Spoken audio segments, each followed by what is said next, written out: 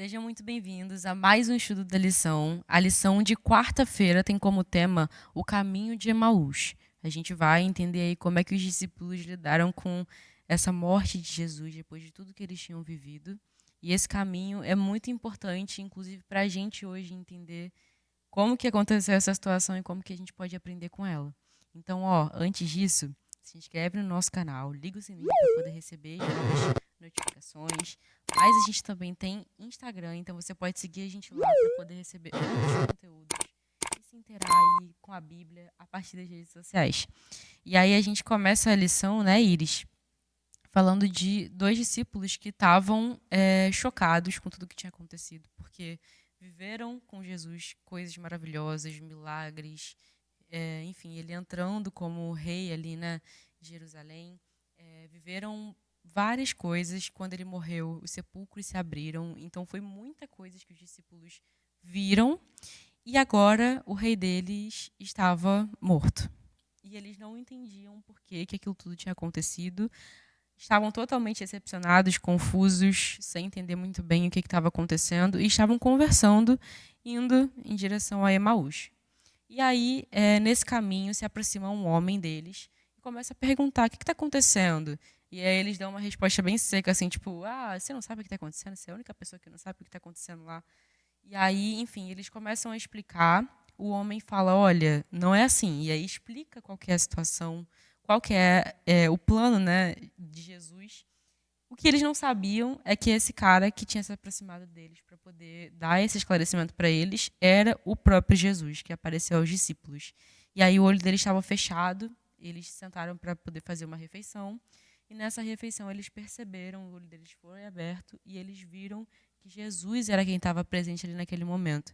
E aí eles ficaram extremamente felizes, e isso mostra para a gente o quanto que Jesus ele se importa, né? Porque ele faz questão de aparecer para explicar e faz eles verem ele mesmo depois, enfim, dele ter morrido, para poder eles terem certeza de que o rei tinha ressuscitado. Isso nos mostra quem é Jesus para nós, porque eles conviveram com Jesus 3 anos e mesmo assim Jesus ali do lado deles, eles não perceberam que era Jesus.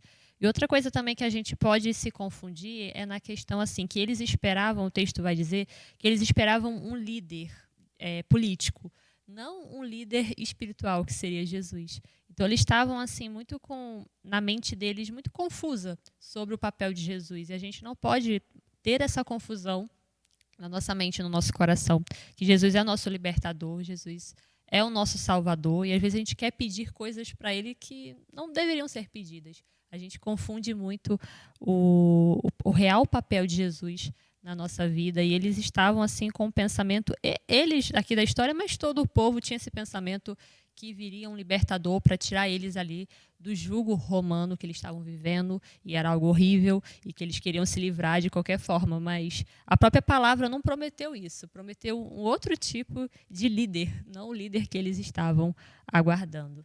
Exato, e como eles falou aqui, eles não reconheceram, né, Jesus, e às vezes a gente também hoje faz muito disso, né? A gente anda com Jesus, não percebe que ele está andando do nosso lado, que ele está perto da gente. Às vezes a gente não consegue reconhecer ele, e várias vezes a gente se esquece que há muito mais na história do que a gente consegue realmente ver, porque a nossa visão ela é limitada, né? A gente não consegue ter a visão do todo, mas Cristo consegue. E a partir da visão dele, a gente pode confiar que ele realmente sabe de todas as coisas. E que a gente pode contar com a explicação dele, né? Assim como os discípulos. Os discípulos não estavam vendo tudo. Eles só tinham visto o Cristo morrer. Então, para eles, tudo realmente estava muito confuso. Mas aí vem Cristo para poder explicar, e essa explicação, ela faz toda a diferença. E aí, a partir dessa explicação do que Cristo fala para a gente através da Bíblia, enfim, de várias formas, a gente pode confiar nas palavras dele e a gente pode viver com muito mais fé, né?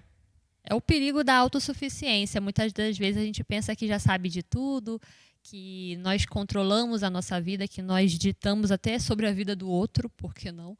E, na verdade, é o contrário. Jesus que deveria reger a nossa vida. Jesus era regido pelo Pai, ele fazia aquilo que o Pai queria, a vontade do Pai.